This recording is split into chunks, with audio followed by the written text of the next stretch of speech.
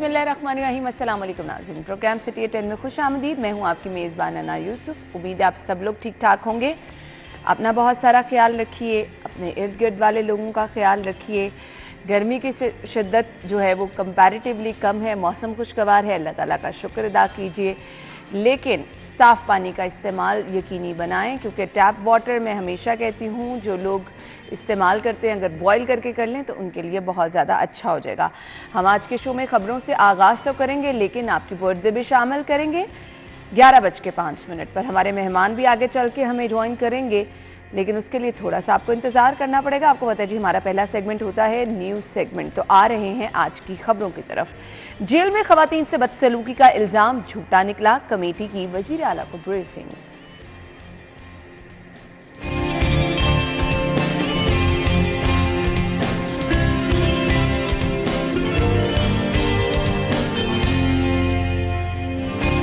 जुमा हफ्ता इतवार रेस्टोरेंट्स रात 12 बजे तक खोलने की इजाज़त। कमर्शियल मार्केट्स, शॉपिंग मॉल, दुकानें और दीगर तमाम कारोबार 10 बजे तक खुले रहेंगे। ओवरलोड गाड़ी को स्कैनर से जुर्माना होगा, पोर्टल तैयार। मोटर व्हीकल कवानीन में तरामीम लाने का फैसला। और मेगा मंसूबों पर काम तेज, रफ्तार क्या है ये आपको बताएंगे आज के शो में।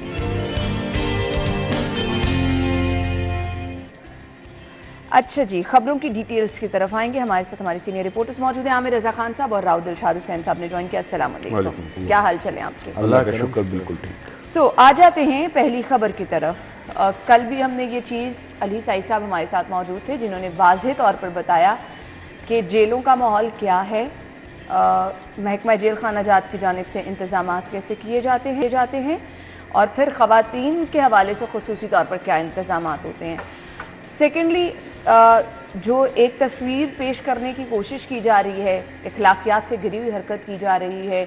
आप ये भी नहीं सोच रहे कि आप कह क्या रहे हैं, उससे ख़वातीन का तक़द्दुस तो पामाल होगा ही, एक आपकी सोसाइटी में क्या पिक्चर जा रही है। इस तरह की सियासत का ख़ात्मा बहुत ज़रूरी है। खैर, सीएम साहब ने इस पर इंक्वायरी के लिए कमेटी बनाई थी और वज़ीर आला को बताया गया कि उन्होंने तो पहले ही वाज़ेह तौर पर कह दिया था, कल साई साहब ने भी बताया, जिनका आना जाना अक्सर लगा भी रहता है। सो ऐसा कोई इस मामले में सदाकत नहीं जो कुछ बयान किया गया। आमिर रजा खान साहब आपसे पहली तो बात यह है कि गवर्नमेंट इतनी सीरियस हो गई, संजीदा हो गई, मैं तो हैरान हूँ।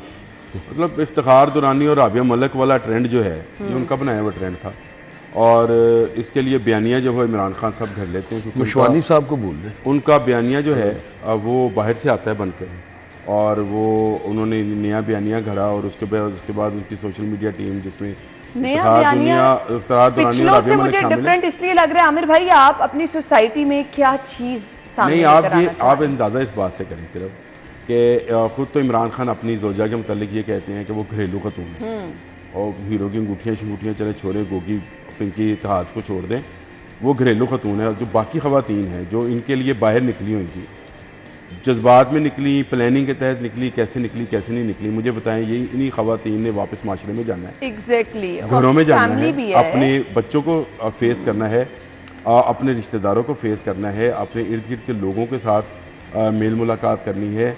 उनके बारे में इमरान खान बयानिया बनाते हुए इस दर्जे घटिया अंदाज में चले जाते हैं कि कोई, आप उससे अंदाज़ा करें, उन्होंने आज़म स्वाति जो थे उनको हर जलसे में नंगा किया, शहबाज गिल थे उनको हर जलसे में नंगा किया। तो ये इमरान खान ख़वातीन को कैसे छोड़ सकते थे?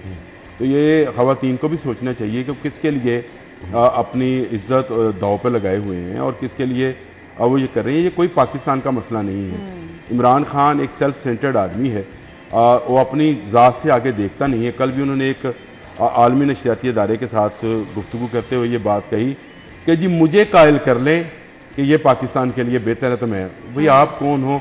यही बात शैतान ने कही थी कि मुझे कायल कर लें कि ये इंसान जो है ये ज़मीन पर जाकर फसाद फिल अर्ज़ नहीं होएगा। तो शैतान का बयानिया और ख़ान का बयानिया, जिसको ख़ान भी मेरा ख्याल है, मैं को खुद अपने नाम के साथ मेरे ख़ान लगता है, ये ख़ाइन है। और ख़ाइन आपको पता है किसको कहते हैं? जो ख़यानत करने वाला होता है। तो ऐसे बंदे को जिसका बयानिया ही शैतानिया है, उसको उस पर इतना संजीदा होना और लोगों का, और फिर ये बाहर से ट्रेंड बनाए जाते हैं, बाहर से चलाए जाते हैं अजहर मशवानी जैसे, सदीक लली जैसे, इस तरह के लोग जो हैं संजीदा होना पड़ता है जब बात आती है ना आपकी सोसाइटी पे, खवातीन पे, और फिर आप एक इमेज जो सामने लेकर आ रहे हैं सिर्फ एक बयानिया घड़ने के लिए। मैं कहती हूँ इंतहाई शर्मनाक ये एक्ट था जो किया गया। राव साहब, मैं आपकी तरफ आना चाहूँगी। देखिए, ये एहसास और इस तरह की गुफ्तगू का एहसास उस वक्त उसी बंदे को ही हो सकता है जिसकी बहन बेटी खुदा न खास्ता जेल में किसी वजह से जाए। ख़ास तौर पर सियासतदानों के लिए तो ये एक कोई नई बात नहीं है। सभी लोग जेल की यात्रा करते रहे और पॉलिटिकल वर्कर्स के लिए तो एक जेल में जाना एक सनद के तौर पर जाना जाता था आज से पहले। 9 मई के बाद नहीं, 9 मई के बाद सनद नहीं है, 9 मई के बाद ये कुछ और किसी और पैराए में इसको देखा जाएगा। लेकिन जो सोच है खान साहब की उस पर हैरानी भी होती है, लेकिन अब वो हैरानी कम होना शुरू हुई है क्योंकि ये इनका मिजाज है। कल इन्हीं की एक जो रुकन थी फरदौस आयशा कवान साहिबा, कल उन्होंने जो गुफ्तगू की है, जो उन्होंने एडवर्टाइजिंग एजेंसीज का रेफरेंस दे दे के जिस तरह से कल की गुफ्तगू की है, मेरा ख्याल है वो गुफ्तगू इनके लिए काफ़ी है। लेकिन चूँकि ये इस्तेमाल है, अब डॉक्टर इफ्तिखार दुरानी की बात की या राबिया मलिक की बात की, तो ये टेंडेंसी इनकी रही है कि किसी ना किसी तरह से प्रोपगेट किया जाए हर चीज़ को, और मनफी प्रोपेगेंडा, सोशल मीडिया का जो गलत इस्तेमाल है उसको करके, तो ये नौजवानों के जहनों की आबियारी इसी तरह से की गई है, नफ़रत से, जिसकी आपको हर घर में नज़र आएगी। और 9 मई के बाद कुछ मामला बेहतर ज़रूर हुए हैं, लेकिन अभी भी बहुत सारी ऐसी हैं। लेकिन अब जो जेल के मामलात में वो बात कर रहा हूँ कि अगर जेल के हवाले से कोई इल्ज़ामात लगाएगा ना, तो कम अज़ कम वो आदमी इल्ज़ाम नहीं लगाएगा जिसकी अपनी माँ, बेटी, बहन खुदा न खासा किसी वजह से जेल में गई है, कि जेल का मैनुअल क्या है। या आप वैसे मुलाकात करने किसी से चले जाएं वहाँ पर, तो बड़ा मुश्किल काम है। हर जगह पर कैमरे हैं, हर जगह पर रिकॉर्ड है, हर चीज़, इवन के हर जो पानी, खाना, हर चीज़ रिकॉर्ड पे होती है वहाँ पे। कोई चीज़ ऐसी नहीं है जो कि रिकॉर्ड में ना हो। तो ऐसी सूरत हाल में इस तरह की इल्ज़ाम तराशी करना, मैं समझता हूँ कि जो सोशल मीडिया का अब जो ये साइबर विंग है FIA का, अगर तो कोई है, वैसे अगर तो कोई है, क्योंकि अभी तक मुझे नहीं लगता कि इसकी प्रेजेंस इस मुल्क में है। FIA का साइबर विंग इतना नालायक है, उसकी वजह से ये घटिया इस तरह की कैंपेन्स हर दूसरे शख्स के खिलाफ चलवाई जाती है और फिर चलती भी है। और उसके बाद जब वो मुतासरा फरीक FIA में एप्लीकेशन देता है तो वहाँ पर उसको एंटरटेन नहीं किया था, जिसकी वजह से ये ट्रेंड बढ़ा है। ये FIA अगर थोड़ी भी कोई शर्म या हया कर ले, तो इस तरह की टेंडेंसी को रोका जा सकता है। 9 मई के बाद आपको कोई सड़क में नजर नहीं आया, ऐसे क्यों नहीं आया? कि कानून हरकत में आया। और उसके बाद अब ये स्टेट ने भी फैसला कर लिया है कि इनके खिलाफ, ऐसे लोगों के खिलाफ, बिलवाइयों के खिलाफ मौसर कार्रवाई करनी है, जिसकी वजह से आपको रोते हुए नजर नहीं आ रहे बंदे, ऐसे ही है। वो पढ़ते हुए नजर नहीं आ रहे एक ही तरह का स्क्रिप्ट। वो क्यों नजर आ रहे हैं? इसी वजह से कि उनको दिखाया गया है 25 साल कैद या 80 साल कैद। ये इस पे जाएंगे जब रियासती। तो इस सोशल मीडिया कैंपेन के हवाले से नंबर 1 तो पार्लियामेंट बड़े कानून जो पास कर रही है, 184 के हवाले से भी कानून साजी होगी, और सदर मुमलिकत ने अच्छा बच्चा बन के कल दस्तखत भी कर दिए हैं। तो ये एक अच्छी पेशरफ्त है। 2 दिन पहले की है, 4 दिन पहले की है, लेकिन ये एक अच्छी पेशरफ्त है कि उनको अपने आईनी किरदार का ख्याल बिल आखिर आ ही गया है। क्योंकि प्राइम मिनिस्टर का हलफ लेने के लिए वो दस्तयाब नहीं थे, उनके दांतों में दर्द था, दांतों के डॉक्टर के दांतों में दर्द था। लेकिन वजीर आला पंजाब का हलफ लेने के लिए वो रातों तक इंतजार करते रहे, 2:30-3 बजे जाके वो हलफ बर्दारी की तकरीब हुई। तो ये दोहरा म्यार आपको भी छोड़ना है। आईनी उहदों पे अल्लाह ताला ने आपको फाइज किया, तो इनके मनसब का भी ख्याल रखें, बड़े बन के दिखाएं। और दूसरी तरफ ये जो नेगेटिव कैंपेन है, इसकी बात करें तो इसको अगर अब नहीं रोका जाता ना, तो फिर मुस्तकबिल में बहुत ज़्यादा, ये अच्छा टाइम है, इस वक्त ये टाइम है कि जजा और सजा का कानून अमल दरामद करें। कैंपेन ज्यादा नजर आएंगी और पार्लियामेंट से गुजारिश करेंगे, मैं आपको एक बात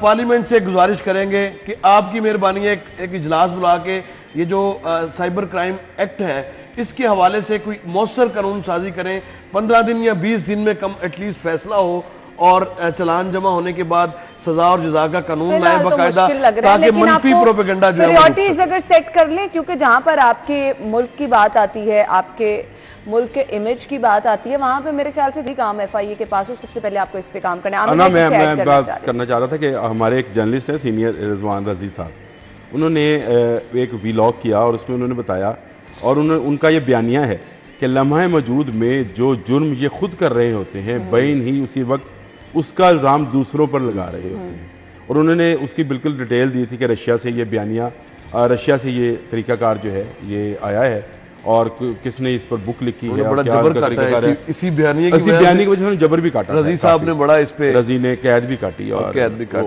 उनका खैर अपनी जगह पे है, लेकिन उनका ये बयानिया बिल्कुल सच है। आपको वो अफशां याद हैं जो कि ख़वातीन के किसी इदारे की थी और वो इमरान खान और इनके जो वजीर थे उनके बारे में, वजीर के हवाले से वो प्रोटेस्ट करती थी कि कहती थी कि जी उनको ख़वातीन को जो है वो मेरा ख्याल इस तरह का अदारा था ख़वातीन का, और जिस पर आज भी वो प्रोटेस्ट सोशल वेलफेयर था गालिबन, कुछ इस तरह का अदारा था ख़वातीन के हवाले से कि वहाँ से वो लड़कियाँ लेके जाते थे। अच्छा ये बयानिया, क्योंकि ये जो जुर्म कर रहे होते हैं तो उसी को दूसरों पर इल्ज़ाम लगा रहे होते हैं, तो ये भी एक इल्ज़ाम तराशी है। बिल्कुल राव ने बिल्कुल ठीक कहा। मैं तो यहाँ तक कहता हूँ कि ये कौमी असम्बली और सेनेट में सियासतदानों की तौहीन का बिल भी पास होना चाहिए। ये जो हम बैठकर टीवी पर इनके मजाक और इनकी बात उड़ाते हैं, ये भी बंद होनी चाहिए। ये इसी वजह से हो रहा है कि हमारे यहाँ नकलें उतारते हैं। अब आप इल्जाम लगाए हैं जाके यूके में, ये मौलाना पता जाएगा, ये इल्जाम लगाए जाके उधर, ये मौलाना फजल रहमान की नकलें उतारते हैं, ये जरदारी साहब की, नवाज शरीफ की, इमरान खान की, चले चले उसको भी उसमें शामिल कर लेते हैं। क्या हक पहुंचता है कि आप इस तरह से उनकी नकलें उतारे और एक करैक्टर बनाकर और उसको मजाक का निशाना बनाएं? आप किसी जज को, जनरल को तो नहीं बनाते हैं, हाँ। आप किसी ब्यूरोक्रेट को भी नहीं बनाते हैं। तो सिर्फ सियासतदानों की तौहीन जो है वो जायज़ है हमारे चैनल्स के ऊपर भी, हाँ। और बाकियों की तौहीन नहीं। तो इस पर भी कानून साजी ये तो मामला बहुत आगे निकल चुका है, अब इसको कैसे रोका जा सकता है। आ जाते हैं जी अपनी नेक्स्ट खबर की तरफ। कमर्शियल मार्केट्स, शॉपिंग मॉल्स, दुकानें और दीगर तमाम कारोबार 10 बजे तक खुले रहेंगे। जुम्मा, हफ्ता, इतवार रेस्टोरेंट्स रात 12 बजे तक खोलने की इजाज़त मिल गई है। अब शायद बिजली की बचत के लिए ये इकदाम उठाया जा रहा था, जिसमें अब थोड़ी सी तरमीम की गई है।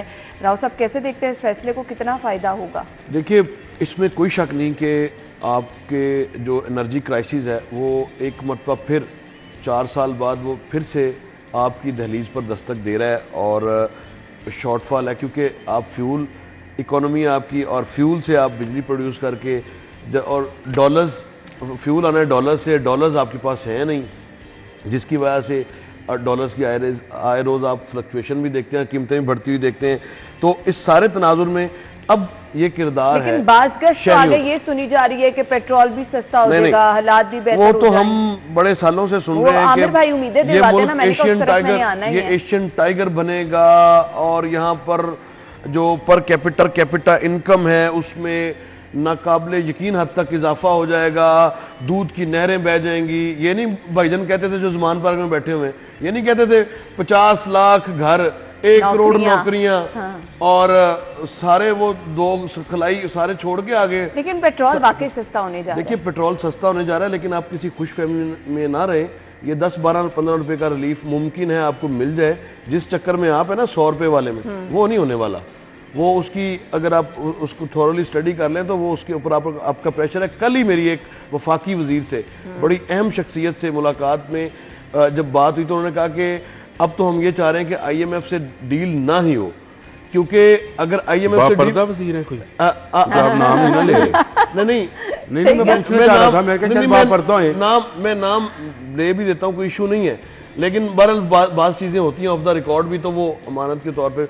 लेकिन इसमें जो मज़ेदार बात थी वो ये थी, कह रहे थे कि जून तक तो हमें प्रॉब्लम रहेगी। अब तमाम चीज़ें 2 माह पहले IMF की मीट कर चुके हुए हैं, लेकिन अब बेहतर यही है कि IMF से के लिए से छुटकारा हासिल कर लिया जाए, तो ही लोगों को रिलीफ दिया जा सकता है, क्योंकि आपके ऊपर वो दबाव नहीं आएगा।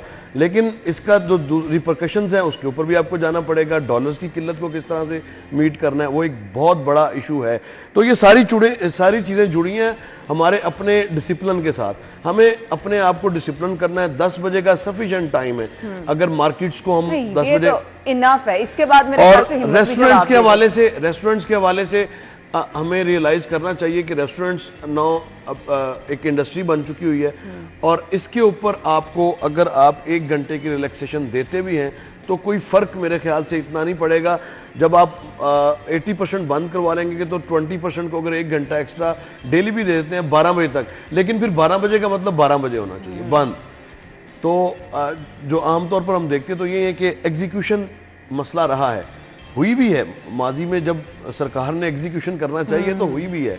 शादियों की 1 डिश वायलेशन पे आप देख लें, और फिर जब नहीं थे, जब खाना नहीं दिया जाता था तो वहाँ पे भी तब भी अमल दरामद तो हुआ है। सरकार अगर करना चाहे एग्जीक्यूशन तो वो ज़रूर होती है, लेकिन इसमें अब ज़िला इंतज़ामिया का एक नया इम्तहान शुरू होने जा रहा है आज से यकीनन। तो ये औकात कार के हवाले से जो तब्दीलियाँ आई हैं इन पर अमल दरामद भी करवाना नहीं जी, मेरे ख्याल से इस पे कॉपरेट करना चाहिए इंतज़ामिया के साथ तमाम लोगों को, क्योंकि 10 बजे तक का टाइम तो मोर देन इनफ है। इससे ज़्यादा मेरे ख्याल से वैसे ही आप थक जाते हैं, घर जाके आपको भी रेस्ट की ज़रूरत होती है। आमिर भाई, गवर्नमेंट खुद ही कह रही है कि 10 बजे तक दुकानें खुली रखी, अब इस पर क्या बात करें। 10 बजे आपने भी कह दिया इनफ टाइम है। मुझे सिर्फ एक रिक्वेस्ट करनी है कि बेकरीज का टाइम भी 12 बजे तक करते हैं, क्योंकि जो 10 बजे दुकानें बंद करके आएंगे तो आगे बेकरी में बंद होएंगी, तो उनके लिए बच्चों के लिए कोई डबल रोटी, कोई अंडे, कोई दूध, और जिन्होंने लेने होते हैं वो बेचारे इस तरह से दुकानें छोड़ के तो लेने नहीं जाएंगे। उसका टाइम भी 12 बजे तक कर दें। बाकी आपने दूध दही की दुकानों को, तंदूरों को, मेडिकल स्टोर्स को, टायर शॉप्स को, ये सारी को दे 12 बजे तक का टाइम दिया। रेस्टोरेंट्स को तो बेकरी को भी दे देते तो कोई हर्ज नहीं था। बहरहाल जो ताजर का लालच है उसका तो पेट जो है फिर वो मट्टी भरती है। वो तो 12-10 बजे पे भी इतराज़ करेंगे। आप बुला लें किसी ताजर को, वो कहेगा जी कि 10 बजे भी गलत है, 10 बजे भी नहीं होना चाहिए। हमें आप फ्री फॉल कर दे तो इकॉनमीज इसी तरह बनती नहीं है, दुनिया भर में नहीं बनती तो हमारी कैसे बन जाएगी लेट नाइट तक दुकानें खोलने से। जहाँ दुनिया में अगर कारोबार 5 बजे 7 बजे बंद होता है वैसे ही बंद होना चाहिए। ये 10 बजे तक की रिलैक्सेशन भी जो है मेरे ख्याल इनफ बिजली आ गई है इनके पास, गवर्नमेंट के पास, और जिस पर आप बात भी कर रहे थे तो शायद इसलिए इन्होंने 10 बजे तक का टाइम किया, नहीं तो 8 बजे का टाइम होना चाहिए। 8 बजे तमाम दुकानें बंद होनी चाहिए। मास वाई वो ज़रूरी दुकानें जैसे मेडिकल स्टोर्स हैं, जैसे आपके ये बेकरीज़ हैं, रेस्टोरेंट्स हैं, ये खुले रहने चाहिए। मैं ये समझता हूँ कि 2 घंटे अब भी इजाफी। लेकिन चले जहाँ रिलैक्सेशन दी गई है, दुनिया में वैसे ट्रेंड यही है मगरिब के बाद 7 बजे तक, क्योंकि उन्हें तो ये भी टाइम बहुत कम लग रहा है। सो हमें कुछ अपने लाइफस्टाइल को भी चेंज करना है। इसको जब तक आप चेंज नहीं करेंगे उसका नुकसान ही आप भुगतते रहेंगे। नेचर को अगर आप फॉलो करने लग जाएंगे तो ज़िंदगी पुरसुकून हो जाएगी, यकीन माने। ब्रेक के बाद ज्वाइन करते हैं, स्टे विद अस।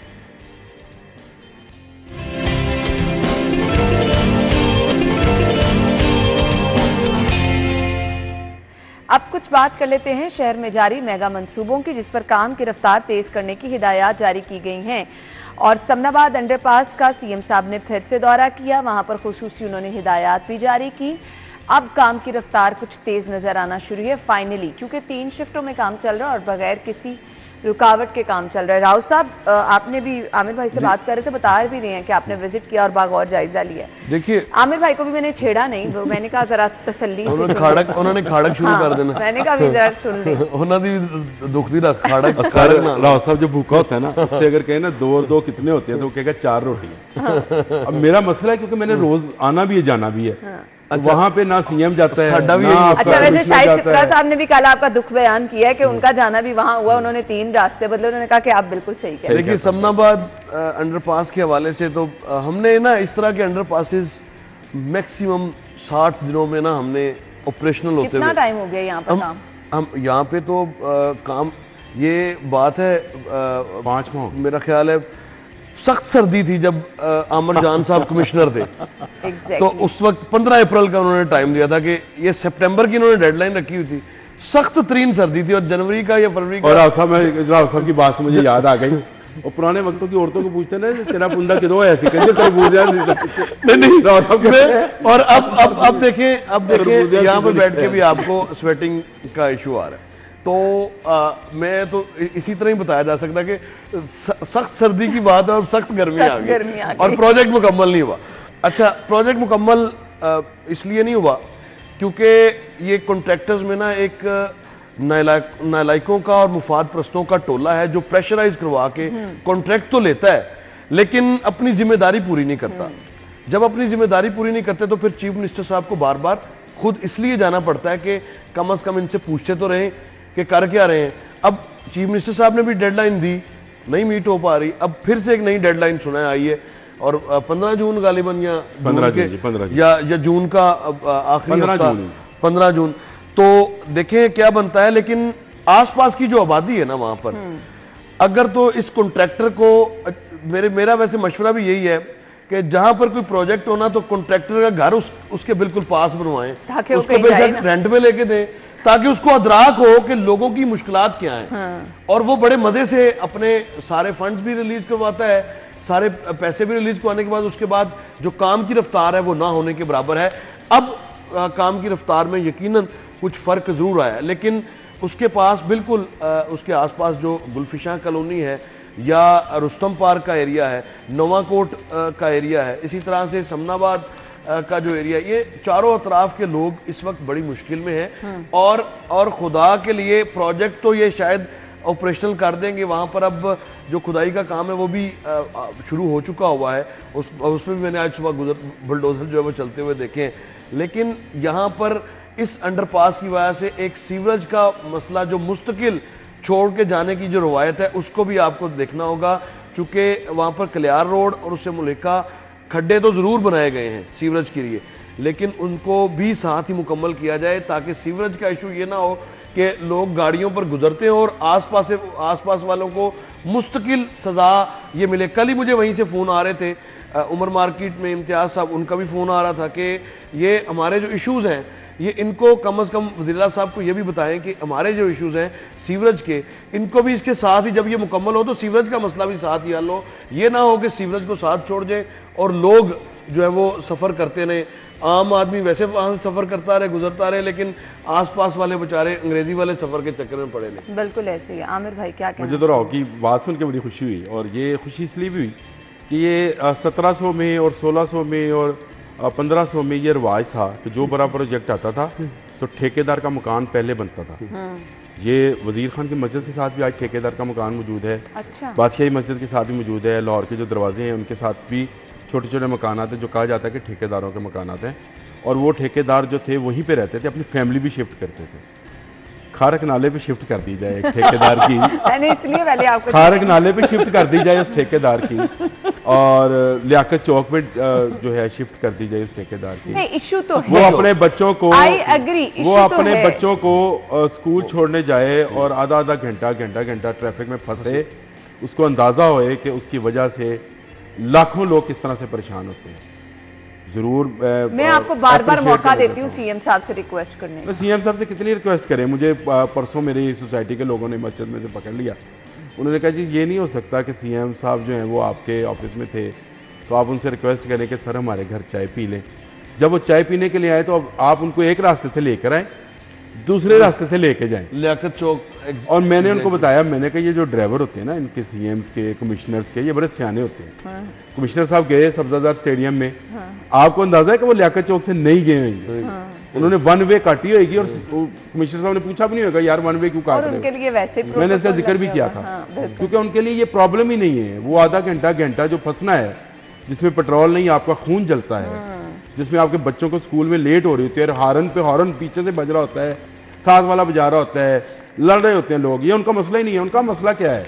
उनका मसला है कि सीएम को ले जाया गया, जाके देखें जी हम दिन रात काम कर रहे हैं, ये बल्ब लगाए हुए हैं, बाकी शहर जहाँ जब जाता है जाए। मुझे सिर्फ ये इतराज़ है कि ये प्रोजेक्ट है, ये इसको तो समनाबाद प्रोजेक्ट से भी ये दुगनी उम्र का हो गया, पूरा हो गया अब तो ये प्रोजेक्ट, लेकिन मुकम्मल नहीं हुआ। क्यों नहीं हुआ?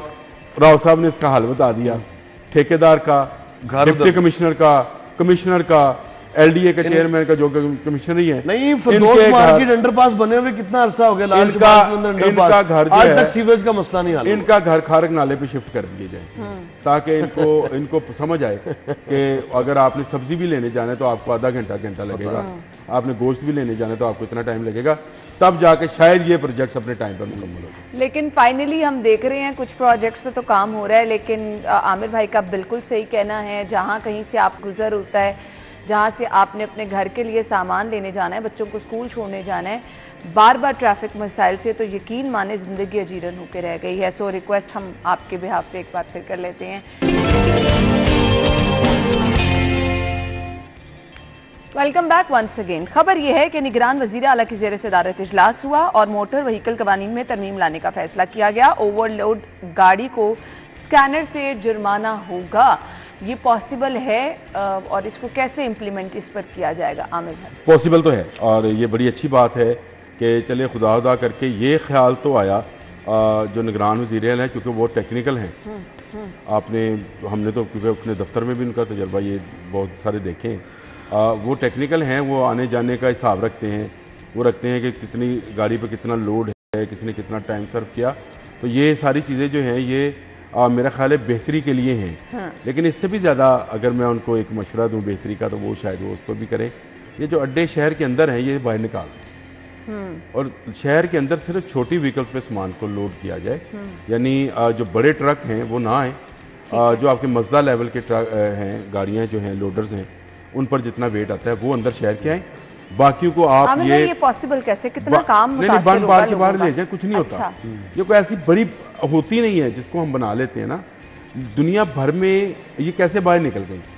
मतलब वाशिंगटन के अंदर या न्यूयॉर्क के अंदर जो पहले से ट्रांसपोर्ट का सिस्टम था, आखिर वो चेंज हुआ, बड़े गोडाउन्स बने, बाहर बने, वो अभी भी जाए तो बहुत दूर दूर हैं वो, और वहाँ से वो सामान आता है, छोटी व्हीकल्स पे आता है, छोटी गाड़ियों में आता है, आराम से बंद होता है, वो चला जाता है। सही। अब ये लोडर जो हैं ये इसका वेट होगा, सब कुछ होगा, और उस चिंची का क्या करेंगे जिसने 50 फुट के सरिये जो हैं वो 20 फुट इधर 20 फुट इधर 20 फुट इधर निकालने होते बहुत ही बेलगाम है, उनका क्या करेंगे? हाँ। उनका तो आप कुछ नहीं कर सकते। लेकिन लिहाजा आप पहले तो ये अड्डे बाहर लेके जाएं और वहाँ से फिर छोटी गाड़ियों पे आएँ, तो ये जो रोड टूटने का, जिसके लिए ये स्कैनर्स लगाए जा रहे हैं, इससे दो चीज़ें मिलेंगी, एक तो रेवेन्यू मिलेगा गवर्नमेंट को, दूसरा ये कि रोड्स बच जाएंगी।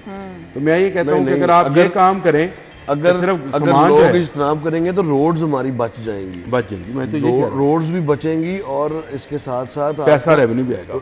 आपके पास जो ओवरलोडेड का एक तमाशा है वो भी बंद होगा, जिसकी वजह से आपको बड़ा सबसे ज़्यादा नुकसान इसी वजह से होता है कि आए रोज़ नहीं हम देखते कि एक गाड़ी ओवरलोड हुई, एक कहीं भी कोई खुदा न खासा हादसा होता है जब, तो क्या हालात, उसके बाद फिर वो आपको पूरी रोड बंद करनी पड़ती है। ट्रक्स का इवन के आपकी जो सिग्नल फ्री कॉरिडोर्स हैं 3-4, वहाँ पे भी अगर कोई हादसा होता है तो बड़ा टाइम लगता है उसको साइड पे करने में या रेस्क्यू करने में। तो ये सारी चीज़ों से ऑब्वियसली मुस्तकबिल में अगर आप लारी अड्डों के हवाले से जो बात कर रहे हैं, और लारी अड्डों के साथ साथ जो गुड्स ट्रांसपोर्ट है, मैं उसी की बात, गुड्स ट्रांसपोर्ट और लारी अड्डों का ये जो आपको जहाँ पे भी लारी अड्डा वहाँ पे गुड्स ट्रांसपोर्ट ऑब्वियसली नज़र आएगी, लेकिन इनको बाहर ले जाने से आप तकरीबन 35 से 40% आप ट्रैफिक का लोड शहर में से कम कर सकते हैं, जो कि आपके लिए आपकी स्मोक का सबसे बड़ा बाइस है। बड़े व्हीकल्स बाहर रह जाएंगे, ट्रॉले बाहर रह जाएंगे। 43% जो कंट्रीब्यूशन है वो व्हीकल से है, और वो वाली व्हीकल्स जो डीजल से आप चला रहे हैं या पेट्रोल से चला रहे हैं, तो ख़ास तौर पर उनसे आपको ये अगर ये जो ट्रांसपोर्ट को बाहर निकालते हैं अड्डों को, तो आपको इसका बहुत ज़्यादा इम्पैक्ट आएगा। कम से कम शहर का एनवायरनमेंट भी बेहतर होगा, और फिर रिंग रोड बनाने का जो ऑब्जेक्टिव था वो अभी तक अचीव नहीं किया हमने। वही था, हमने अभी तक उसको अचीव नहीं किया। रिंग रोड पे आपकी सब्जी मंडियाँ, लखोडेर की सब्जी मंडी बननी थी, लेकिन सब्जी मंडी की जगह को अब रूडा को दे दिया गया, तो सब्जी मंडी नहीं बन सकी। अब फिर से अजमीर को रोडा भी बनाएगी सब्जी मंडी, उन्होंने तो ऐलान किया, मार्केट्स मंडियां तो ऐलान तो उन्होंने किया है, लेकिन जब 9 मन तेल होगा तभी राधा नाचेगी। वो बड़ा शौक है डांस देखने का। अंदाजा लगाएं, आप अंदाजा लगाएं कि रिंग रोड सिर्फ इसीलिए वो बिलियंस ऑफ रुपीस इन्वेस्ट किए गए थे कि आपकी जो ट्रांसपोर्टेशन है, जो ख़ास तौर पर इंट्रासिटी जो ट्रांसपोर्ट है इसको बाहर निकालना है, और इसको बाहर निकालेंगे गुड्स ट्रांसपोर्ट, लारी अड्डे, फिर और जो आपकी इस हवाले से जो कंटेनर्स आते हैं इनके गोडाउन्स, सारी दुनिया में ये होता है। लेकिन हमने किया गया भला, हमने एक सुंदर में इंडस्ट्रियल जोन किया, दूसरा हम कर रहे हैं रूडा पे, रूडा के साथ कोई नया एक जोन बन रहा है। अब ये वो काम है जो कि पहली फुर्सत में, ये कम खर्च बाला नशी वाला काम है। आपने सिर्फ स्पेस क्रिएट करनी है, फैसिलिटेट करना है, और आपके पास जो सरमायाकार हैं वो यहीं पे हैं, वो अपॉर्चुनिटी को अवेल करने के। लेकिन उसी में इतनी ताख़ीर कर दी जाती है कि जो काम 6 माह में होना है वो काम 6 साल में भी नहीं हो पाता। पिछले 4 साल का आप रिकॉर्ड उठा के देख लें, कोई भी काम जो था वो पाया तकमील को पहुंचाने के लिए किन किन मुश्किलात से गुजरना पड़ा है। शहरी सफ़र करते रहें, किसी को कोई फ़र्क नहीं पड़ता। तो ये अब ऑब्वियसली गवर्नमेंट ने ये फैसला किया है, ज़्यादा से ज़्यादा लोडर गाड़ी 8 व्हीलर होनी चाहिए, और 8 व्हीलर गाड़ी है, ये 36 व्हीलर 32 व्हीलर ये बाहर क्यों सब ये बड़ी खबर है। मुझे आमिर भाई आपका एक कमेंट चाहिए, फिर मुझे वाइंड अप की तरफ जाना है। स्कूलों में साफ पानी की फराहमी का मंसूबा 2 साल से ठप है, बहुत अहम बात है। हम इस तरह के अहम मामलात को बड़े आराम से नज़रअंदाज कर देते हैं। बहुत ज़रूरी है। मैं तो कहता हूँ गवर्नमेंट स्कूल्स में आपको पंखे नहीं मिलेंगे, आपको बैठने के लिए बेंचेस नहीं मिलेंगे, आपको पीने का साफ पानी नहीं मिलेगा, और आपको आज का मसला नहीं अच्छे वॉशरूम्स नहीं मिलेंगे। अच्छा, मेरा ख्याल है कि निगरान वज़ीर आला साहब को इस पर दिन रात काम करना चाहिए। ये बहुत अहम मसला है। लोग बच्चों को गवर्नमेंट स्कूल्स में इसलिए भी नहीं भेजते कि वहाँ पे ये फैसिलिटीज़ नहीं है, और पीने का साफ पानी तो सबका हक है, बच्चों का पहला। बिल्कुल, तालीम, सेहत और इंफ्रास्ट्रक्चर, ये 3 चीज़ें हैं। अगर तो वज़ीर आला साहब इन तीनों पे फोकस कर, और लॉ एंड ऑर्डर। ले राव साहब, आपने तो पूरी दुनिया सवार दी ये 4 चीजें कह के। ये 4-5 चीजें सही हो जाएं तो जन्नत ना बन जाए। इन 4 चीज़ों पे फोकस करना है। अगर फोकस कर लेंगे तो ऑब्वियसली बहुत सारे, ये वो चीज़ें जिनमें पैसा कोई नहीं लगना, सिर्फ आपने बजट मौजूद है, इनका बजट आप जारी करते हैं, हेल्थ और एजुकेशन का। और हमें तो ये तकरीरों में बताया था कि सबसे ज्यादा बजट पंजाब की तारीख का, सबसे ज्यादा बजट। वो जिस टाइम की बातें आप कर रहे हैं ना, वो सारी झूठ पे मबनी निकली हैं। नहीं, अभी भी सारी चीजें जो असेंबली की तकरीरें आप देख लें, आज भी वो दावे वादे और रिवायती बातें हैं। लेकिन स्कूल्स में ये बहुत अहम चीज़ है, साफ पानी की फराहमी। इससे साफ पानी ना होने से कितनी बीमारियां फैलती हैं, इसका अंदाज़ा मेरे ख्याल से सभी लोगों को है भी, लेकिन इदराक करने की ज़रूरत है। बहुत बहुत शुक्रिया आप लोगों के वक्त के लिए। नाज़रीन, हम हेडलाइंस के बाद आपको ज्वाइन करेंगे। आपने कहीं नहीं जाना जी, हमारे साथ ही रहना।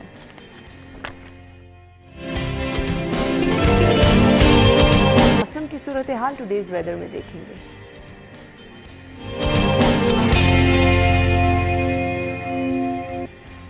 कोमल की तरफ चलेंगे। इस वक्त बाहर मौजूद हैं, सुबह से हवाएं भी चल रही हैं और कभी बादल होते हैं, कभी हल्की फुल्की धूप भी होती है।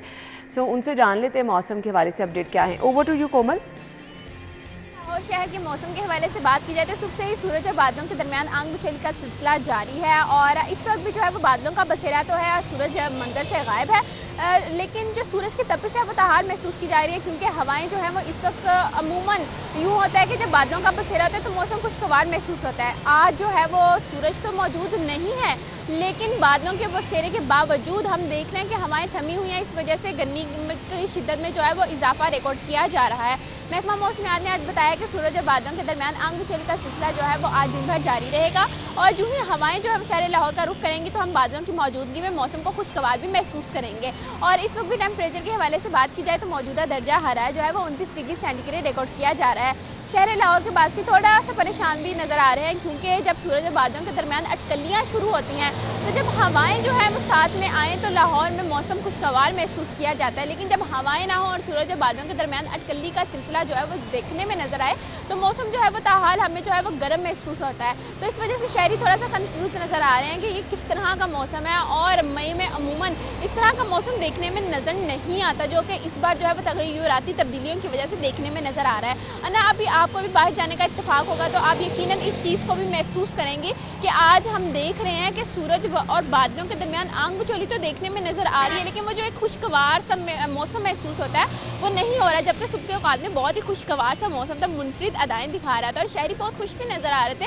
अगर फूलों और पौधों और दरख्तों के हवाले से बात की जाए तो फूलों की महकती खुशबू शहर लाहौर की फ़िज़ा को बहुत ही ज़्यादा मुअत्तर कर रही थी और शहर लाहौर के बासी बहुत ज़्यादा खुश भी नज़र आ रहे थे और सुबह की वर्जिश से भी फ़ायदा उठा रहे थे। इस वक्त भी शहर लाहौर के बासी जो है मुख्तलिफ पार्कों में सुबह की वर्जिश से जो है वो फ़ायदा उठा तो रहे हैं, लेकिन फिर भी वो हल्की सी जो गर्मी की कैफियत है उसको भी महसूस किया जा रहा है। महकमा मौसमियात की जानिब से जो है वो 30 और 31 के मिनट में अच्छी बारिश की भी पेशगोई की गई है और फ़िज़ाई आलूदगी के हवाले से अगर बात करें तो फ़िज़ाई आलूदगी के एतबार से लाहौर जो है वो इस वक्त चौथे नंबर पर देखा जा रहा है और AQI की मजमूई शरह जो तकरीबन 102 रिकॉर्ड की जा रही है। अब तो शहर लाहौर के वासी एहतियात बरतें और लाहौर। ठीक है, थैंक यू सो मच कोमल, आपने मौसम के बारे में बताया। वेलकम बैक वंस अगेन और हम बात करने वाले हैं इंतहाई ख़तरनाक चीज़ के बारे में, जो कि कितनी ख़तरनाक है हमें इसका अंदाज़ा भी शायद नहीं है। पाकिस्तान डायबिटीज़ के हवाले से नंबर 1 पर पूरी दुनिया में आ चुका है, यानी यहाँ पर हर दूसरा बंदा हम देख रहे हैं शुगर का मर्ज़ जो है वो लिए फिर रहा है। अब ये किस कदर खौफनाक हकीकत है, इससे हम आंखें नहीं चुरा सकते हैं। करना ऐसा आपने कोई ये मुश्किल काम नहीं है इस पर काबू पाना। हमारे लाइफस्टाइल इस कदर ख़राब हो चुके हैं कि आप देखें कि बहुत ही यंग एज में लोग डायबिटीज़ का शिकार होते चले जा रहे हैं और इसे कहा जाता है कि जी ये तमाम बीमारियों की जड़ है। यानी जिसको शुगर का मर्ज़ लाहक हो गया, आहिस्ता आहिस्ता आहिस्ता आहिस्ता जैसे जैसे टाइम गुजरता है तो बहुत सारे मसाइल को जन्म देने लगता है ये मर्ज़।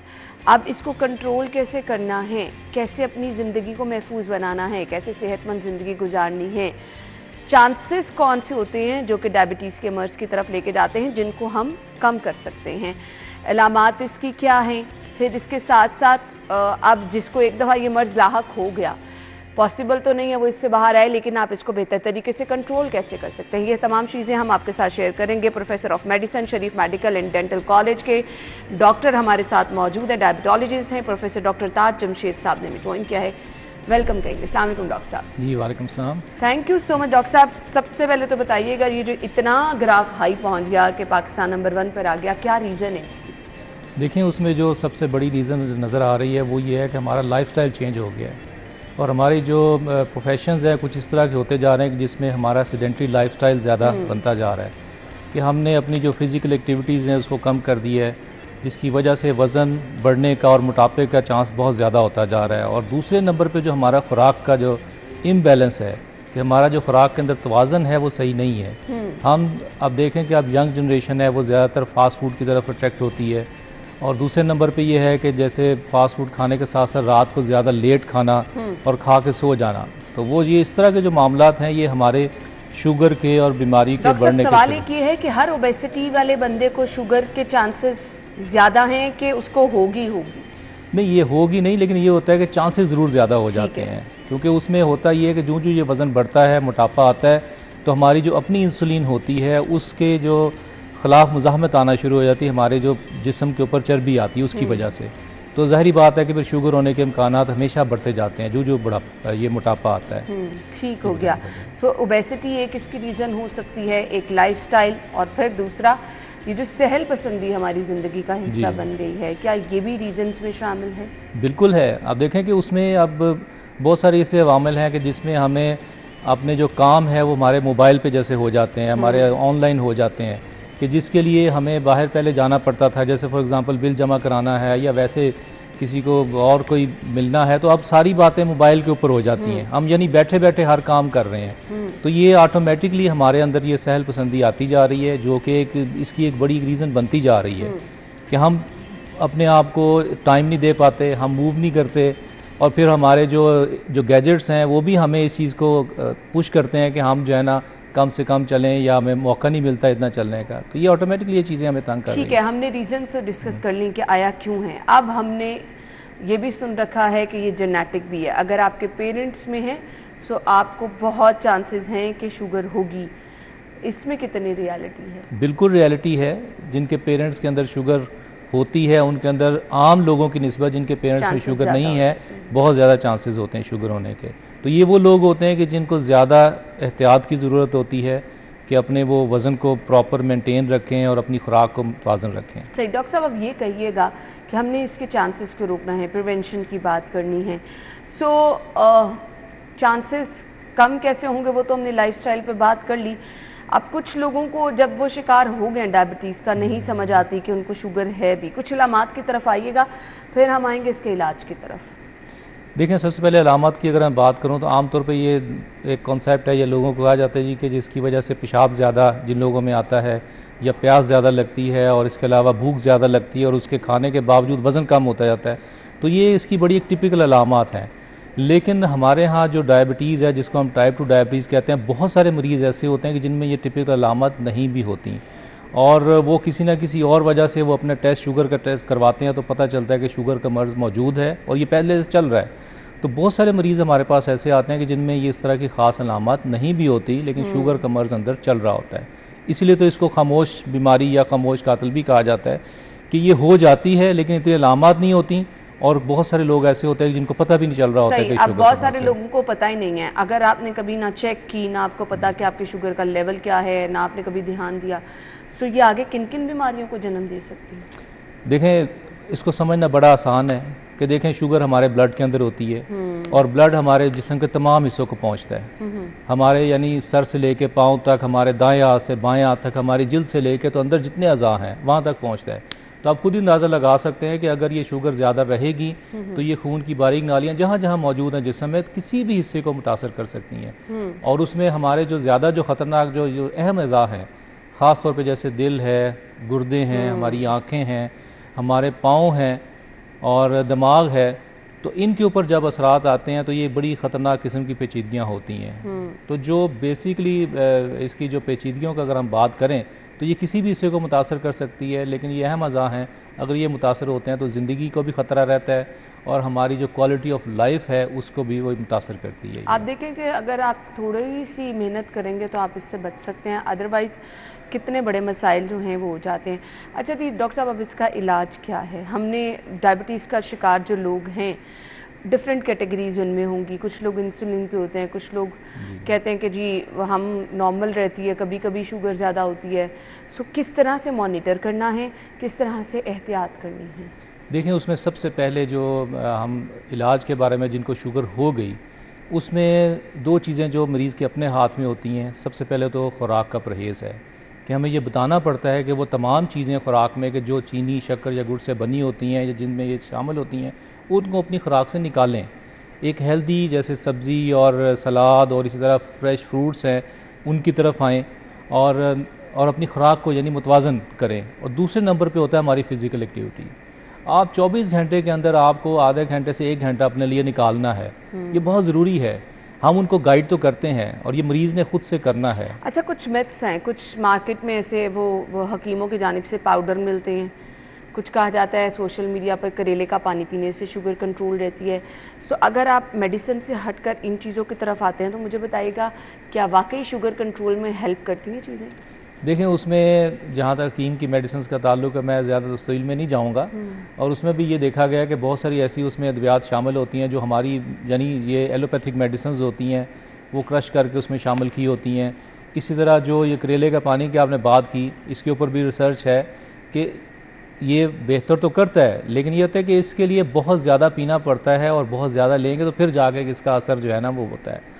तो वो जो है वो बजाय कि वो फ़ायदा देने के वो नुकसानात की तरफ भी जाता है। तो बेहतर जो इलाज है वो यही है कि जिसमें हम मेडिसिन मरीज़ की तशख़ीस के मुताबिक उसकी जो शुगर की जो नौइयत है और उसके अलावा उसका जो मरला है कि किस स्टेज पे है शुगर के मामलात, ये उसके मुताबिक फ़ैसला किया जाता है। आपने स्टेज की बात की, तो कौन कौन सी डिफरेंट स्टेजेस हैं?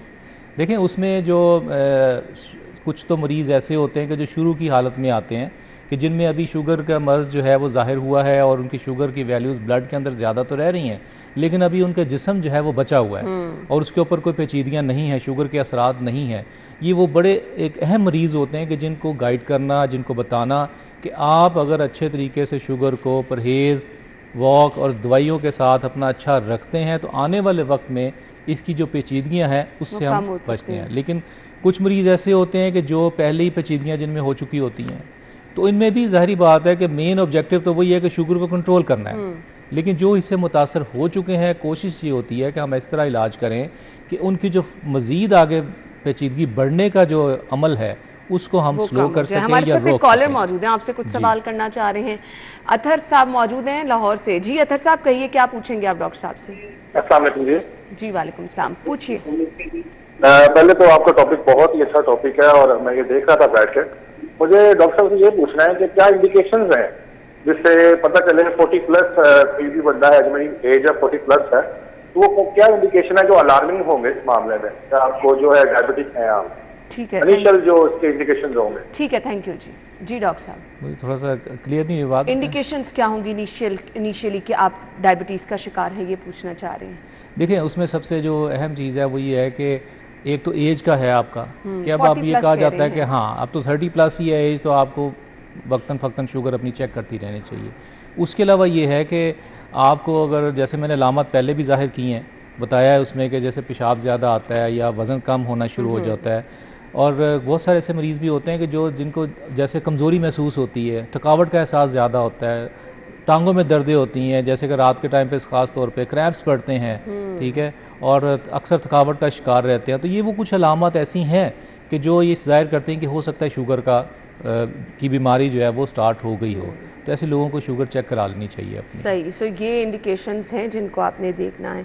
अच्छा जी, अब हमने डिफरेंट स्टेजेस की हम बात कर रहे थे जिस पे आपने रोशनी डाली।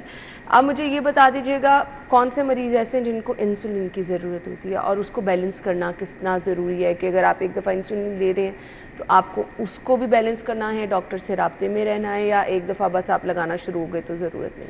देखें सबसे पहले जो एक बात करूंगा जो आपने आखिर में कही कि डॉक्टर के साथ अपने राब्ते में रहना सबसे अहम है, ठीक है। क्योंकि आपके जो इलाज है ये ज़िंदगी के साथ चलता है और आपको वक्तन फ़क्तन इसके बारे में इसकी जो खुराक है और इंसुलिन है या दवाई है उसको थोड़ी तब्दीली की ज़रूरत पड़ती है, तो आपने अपने डॉक्टर के साथ राब्ते में रहना होता है, पहली बात।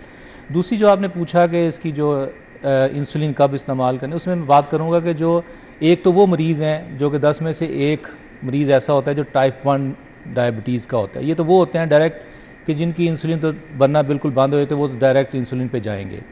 लेकिन जो 90% जो लोग हैं जो कि टाइप 2 डायबिटीज़ के हैं, उनमें ये होता है कि वक्त के साथ आहिस्ता आहिस्ता जब उनका लबलबा अपना काम आहिस्ता आहिस्ता इतना नीचे चला जाता है कि अब वो इंसुलिन नहीं बना पाता, तो ये वो एक स्टेज होती है कि जहाँ पे हम कहते हैं कि आप क्योंकि अपनी जिस्म की इंसुलिन नहीं बन पा रही, तो हम टैबलेट चाहे जितनी मर्ज़ी लेंगे तो वो आपके लबलबे को वो सपोर्ट नहीं कर पा रही, वहाँ से इंसुलिन नहीं निकल रही और आपकी शुगर कंट्रोल नहीं हो रही, तो आपको इंसुलिन पे जाना है। फिर बिला वजह का वेट करना कि जी हम ये दवाई खा लें वो खा लें और हम अपनी दवाइयों के साथ टैबलेट्स के साथ रह के तो हम ठीक रह सकेंगे, तो ये मुनासिब नहीं होता। तो ये और हमें कुछ ऐसी अद्वियात होती हैं कि जब हम दे रहे होते हैं मरीज़ों को तो वो हमें एक इंडिकेट कर रही होती हैं कि अब ये स्टेज आ रही है कि अब हमने इंसुलिन, जैसे सल्फोनाइल यूरिया ड्रग्स हम खास तौर पे कहते हैं, तो वो ड्रग्स ऐसी होती हैं जो हमें इंडिकेट कर रही होती हैं कि अब लबलबे के रिजर्व्स कितने हैं। सही। तो जब अंदाज़ा होता है कि अब ये इतने रिजर्व्स नहीं हैं तो हमें मरीज़ को हमें बताना पड़ता है और हमें इंसुलिन पे शिफ्ट करना चाहिए। और ज़ाहिर बात है कि इंसुलिन के जो मरीज़ होते हैं उसको वक्तन फ़क्तन मॉनिटरिंग की ज़रूरत होती है, तो वो अपने डॉक्टर के राब्ते के साथ अपनी जो शुगर का कंट्रोल है उसके मुताबिक डॉक्टर उनको गाइड करते हैं कि आपने शुगर कितनी दफ़ा चेक करनी है और उसका कैसे रिकॉर्ड बनाना है और उसको कैसे फिर आगे इंसुलिन को एडजस्ट करना है। ठीक है, देखने वालों के लिए मैसेज क्या होगा आपका?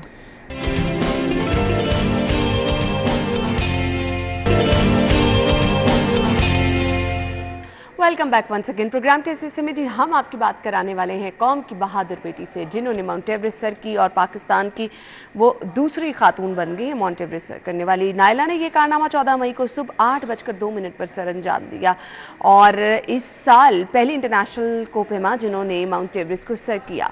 सो बिलाशुबा मैं अक्सर ये चीज़ कहती हूँ कि ख़वातीन को जो सिन्फ़े नाजुक कहा जाता था, इतने बड़े बड़े कारनामे सर अंजाम देने के बाद ये वाला ट्रेंड और ये वाली लाइन तो हमने मतलब झूठी ही करार दे दिया, बिल्कुल इसमें ये कहना गलत नहीं होगा। सो मैं आपको ये बताती चलूँ कि नायला बहादुरी के ये झंडे कैसे गाड़ के आई, उनकी स्टोरी क्या है, ये हम उन्हीं से जान लेंगे कि असल में इसके बैकग्राउंड में स्टोरी क्या थी, उन्हें कैसे ये शौक़ पैदा हुआ। और इतनी सारी मुश्किलात आपको नज़र आ रही होती है, ये आसान काम नहीं है, बहुत मुश्किल काम है। सो हम चलते हैं जी नायला कियानी की तरफ। सबसे पहले उनको वेलकम कहेंगे। अस्सलाम वालेकुम नायला, क्या हाल चाल है आपके? अस्सलाम वालेकुम, मैं बिल्कुल ठीक हूँ, आप कैसी हैं? बिल्कुल ठीक ठाक, थैंक यू सो मच। ख़वातीन को सिन्फ़ नाजुक कहा जाता है और माउंट एवरेस्ट सर कर देना एक खातून के नाम के साथ के जुड़ जाना मेरे ख्याल से बहुत बड़ा एजाज़ है, जिसके लिए सबसे पहले तो आपको मुबारकबाद देना चाहेंगे। सो मुझे ये बताइए, ये इतना बहादुरी वाला जज्बा आया कहाँ से आपके अंदर? Mountain climbing to be honest मैं इत्तेफाक से आई हूँ, मेरा कोई प्लान नहीं था। मैंने जब K2 फर्स्ट टाइम देखा था, वहाँ पे क्लाइंबर से बात की थी, तो मुझे बस शौक पैदा हुआ था कि ये इनको मिलता क्या है, बिकॉज मुझे पहले समझ नहीं आता था कि क्लाइंबर्स को पीक पे जाके क्या मिलता है। तो आई थिंक वो जस्ट क्यूरियोसिटी थी, शौक था कि देखना है कि क्या बॉडी और माइंड किस प्रोसेस से गुजरता है। तो बिल्कुल इत्तेफाक से आई थी, लेकिन एडवेंचरस मैं बचपन से थी, मुझे बचपन से एडवेंचर का बहुत शौक था। ये आसान काम नहीं है, प्रॉपर इसकी ट्रेनिंग भी लेनी पड़ती होगी, कुछ चीज़ें जो आपको पता होनी चाहिए, जो सीखनी पड़ती होंगी। क्या क्या चीज़ें आपने ऑब्जर्व की, सीखी और फिर आपने ये डिसीजन लिया कि बस अब आपने जाना है? मैंने actually K2 base camp track जब किया था तब मैं 5600 मीटर की हाइट पे तकरीबन गई थी। तो मैंने एक्सपीरियंस किया था टेंट में रहना, सर्दी में टेंट में रहना, गियर क्या यूज़ करते हैं, क्लाइंबिंग कैसे करते हैं, रोप कैसे यूज़ करते हैं। तो वो छोटी छोटी चीज़ें ऑब्जर्व की थी। उसके बाद मैंने जैसे बोला, मुझे क्लाइंबर्स से बात करके शौक पैदा हुआ। तो मैंने रॉक क्लाइंबिंग ट्राई की, और जब मेरी फर्स्ट पीक थी, कोविड के बीच में थी, तो मैं सेपरेटली नहीं आ सकती थी आइस क्लाइंबिंग करने। तो मैंने काफ़ी कुछ अपनी पहली पीक पे सीखा, सरबाज खान से, अली रज़ा सतपारा से बहुत कुछ मैंने सीखा। तो इट्स मतलब मैं रावलपिंडी से हूँ, तो हमारे लिए थोड़ा सा मुश्किल होता है पहाड़ों में बार बार जाके सीखना, but it's very important to have the right training for mountain climbing. सही, मुश्किलात क्या क्या फेस करनी पड़ी, क्योंकि हम देख रहे हैं ना, अब अगर आप जिन लोगों के लिए मोटिवेशन है, अगर वो लोग कुछ सीखना चाह रहे हैं, मोटिवेट हो रहे हैं, तो उनको पता हो कि भाई ये मुश्किलात होती हैं। सो आपको वेदर कंडीशन, हार्डशिप्स, कोई चोट लग जाना, कहीं पर कोई मोच आ जाना, क्या क्या मुश्किलात का सामना रहा? डेफिनेटली बहुत मुश्किल है, बिकॉज समिट पिक्चर्स सारी वो ग्लोरियस लगती हैं और उनको देख के लगता नहीं इतना मुश्किल होगा, लेकिन बहुत ज़्यादा मुश्किल है। सबसे ज़्यादा मुझे तो मैं ना, घर में लड़ाई होती है अगर टेम्परेचर 23-4 से डिग्री से नीचे हो एसी का, तो मुझे सर्दी बहुत ज़्यादा मुश्किल। और इस दफ़ा जो एवरेस्ट पे था, क्लाइमेट चेंज की वजह से जो चेंजेस आ रहे हैं, Everest was 10 degrees colder then ever before. तो बहुत ज़्यादा सर्दी, इतनी कि आप जब टेंट में होते हैं तो आपका टॉयलेट ब्रेक के लिए या बाहर किसी और काम के लिए जाने के लिए 2-3 घंटे लग जाते हैं सोचने के लिए कि बाहर सब कुछ पहन के बाहर निकलना होगा। रॉकफॉल एक डेंजर होता है, एवरेस्ट पे पहले नहीं था रॉकफॉल का डेंजर, लेकिन इस साल बहुत ज़्यादा रॉक्स गिरे थे। तो वो आपको पता नहीं होता कब आप पे, मतलब आपको पूरा फोकस रखना पड़ता है कि ऊपर से क्या आ रहा है, नीचे नीचे पाँव सही रखूं, ऊपर से पत्थर तो नहीं आ रहा है। और ऑक्सीजन बहुत कम होती है, जैसे जैसे आप ऊपर जाते हैं, 8000 से मीटर का रीजन ही इसको डेथ जोन कहते हैं, वहाँ पे ज़्यादा ऑक्सीजन ज़्यादा देर रह नहीं सकते हैं, तो हमें एक्लाइमेटाइज स्लोली करना पड़ता है। तो 4 वीक ऑन एवरेज मिनिमम लग जाते हैं 8000 मीटर पीक समिट करने के लिए। Different terrains, rock and ice पे मुश्किल होता है, हमें लर्न करना पड़ता है कि कैसे पाँव रखें। तो ये जिस कुछ समरी है, कुछ जो मुश्किलात आती है, वेदर कोई चेंज। एक पॉइंट ऐसा जहां पर आपको लगा हो कि आपकी बस हो गई है, ये डिसीजन आपने मुश्किल तरीन डिसीजन ले लिया है, या आपको कहीं पे ऐसा नहीं लगा कि भाई मेरा डिसीजन गलत था, किसी एक पॉइंट पे ऐसा महसूस हुआ? डिसीजन तो एक दफ़ा भी फील नहीं हुआ कि गलत है या गिव अप, एक दफ़ा भी सोचा नहीं कि गिव अप करना है। बट इस दफ़ा स्पेशली नेपाल में, बिकॉज मेरी पिछली 3 पीक्स पाकिस्तान में थी, 3 पीक जो 8000 से ऊपर हैं, 3 पीक मैंने पिछले महीने में नेपाल में की है। नेपाल में सर्दी बहुत ज़्यादा थी, तो वो मैं बहुत ज़्यादा सोचा कि मैं क्यों कर रही हूँ, इट्स वेरी हार्ड, इतना बॉडी सफरिंग से गुजरती है। लेकिन ये आई थिंक ये जो सोच है, ये काफ़ी माउंटेनियर्स की होती है पहाड़ चढ़ने से के दौरान। जब समिट हो जाता है, नीचे आते, तो वो सब भूल जाते हैं, हम सब सफरिंग को भूल जाते हैं। ये आपका तमाम सफ़र का दौरानिया कितना था, कितनी देर आपने स्टे किया, पहुंचने में कितना टाइम लगा?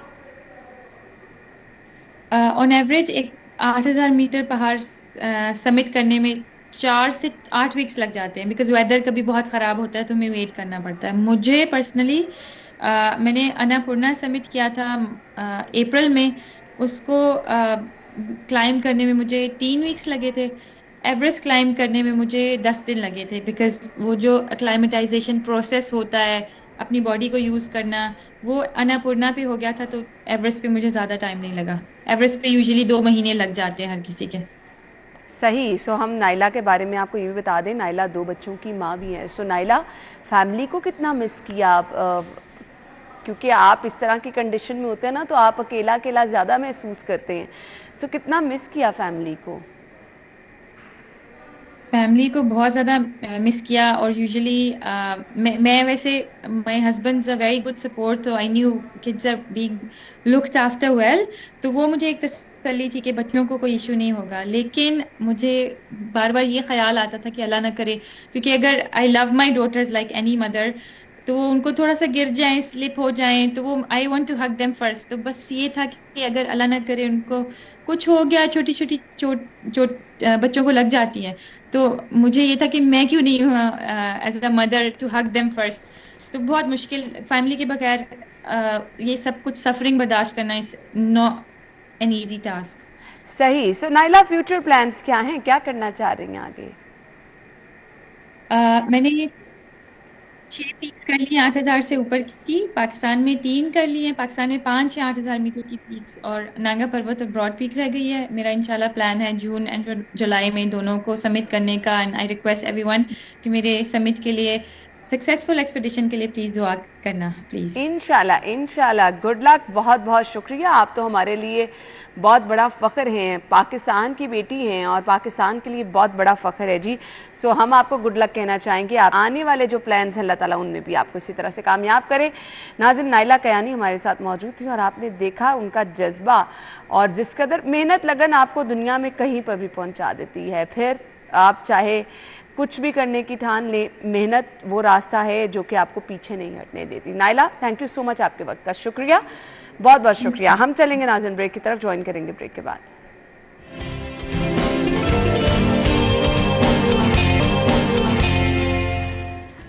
Welcome back. अभी आपको लिए चलेंगे जी फरीहा की जानिब, जो कि इस वक्त ओपन मार्केट में मौजूद है, सब्जियों के रेट बता रही हैं जी फरीहा।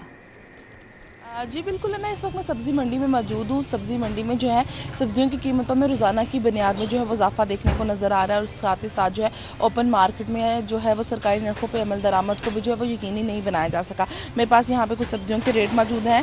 इसमें तकरीबन ओपन मार्केट में जो सरकारी नरखों में है 20 से 30 रुपये का डिफरेंस देखने को नज़र आ रहा है। प्याज की सरकारी कीमत 48 रुपये है, लेकिन ओपन मार्केट में 55 रुपये फ़ी किलो में फ़रोख्त किया जा रहा है। टमाटर सरकारी रेट 28 रुपये, लेकिन ओपन मार्केट में 40 रुपये फ़ी किलो में फ़रोख्त हो रहा है। अदरक की सरकारी कीमत 720 रुपये, लेकिन ओपन मार्केट में 800 रुपये तक फ़रोख्त किया जा रहा है। इसी तरह अगर हम बात करें कुछ मौसमी सब्जियों के हवाले से, तो इनकी कीमतों में भी जो है हमें डिफरेंस देखने को नज़र आ रहा है। मेथी की सरकारी कीमत 160 रुपये है, लेकिन ओपन मार्केट में 180 रुपये में फ़रोख्त हो रही है। बैंगन सरकारी कीमत 60 रुपये, ओपन मार्केट में 80 रुपये तक फ़रोख्त किया जा रहा है। गोभी की सरकारी कीमत 120 रुपये है, लेकिन ओपन मार्केट में 145 से 150 रुपये फ़ी किलो में फ़रोख्त की जा रही है। शिमला मिर्च की सरकारी कीमत 80 रुपये है, लेकिन ओपन मार्केट में 120 में फ़रोख्त हो रही है। शलजम सरकारी रेट 130, लेकिन ओपन मार्केट में 160 तक फ़रोख्त किया जा रहा है। इसी तरह करेले की जो सरकारी कीमत है वो 74 रुपये फ़ी किलो मुकर्रर की गई है, लेकिन ओपन मार्केट में 90 रुपये में फ़रोख्त हो रहे हैं। टिंडे की सरकारी कीमत 85 रुपये, लेकिन ओपन मार्केट में 100 रुपये तक फ़रोख्त किए जा रहे हैं। फलियों की सरकारी कीमत 150 रुपये है, लेकिन ओपन मार्केट में 200 रुपये तक फ़रोख्त की जा रही है। ऐसे में आम तबका, सफ़ेद तो पोश तबका जो है वो काफ़ी ज़्यादा परेशान है। उनका कहना है कि गोश्त और दालें जो है वो पहले ही गरीब आदमी की पहुँच से दूर थी, ऐसे में जो है वो सब्जियों की बढ़ती कीमतें जो हैं वो गरीब तबके को। Thank you so much Fariha, आपने हमें सब्जियों के रेट बताए। बहुत ख्याल रखिएगा अपना, कल मुलाकात होगी। अल्लाह।